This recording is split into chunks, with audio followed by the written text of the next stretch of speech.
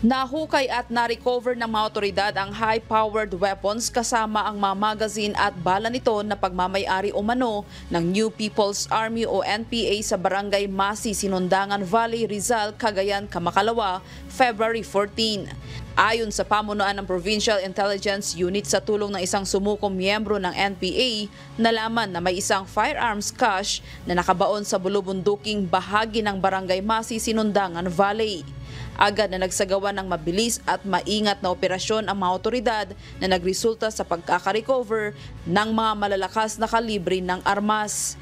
Ilan sa mga high-powered weapon na na-recover ang 5.56 Daewoo K3 rifle, 2 unit ng 5.56 Colt rifle with M203 grenade launcher, 3 unit ng Unit 5.56 Colt rifle, 3 unit ng 5.56 Elisco rifle, 14 na long magazine ng M16 rifle, 4 na short magazine ng M16 rifle, 1 unit ng caliber 45 arms core pistol, 1 magazine at 32 na bala nito at 1 improvised explosive device o IED.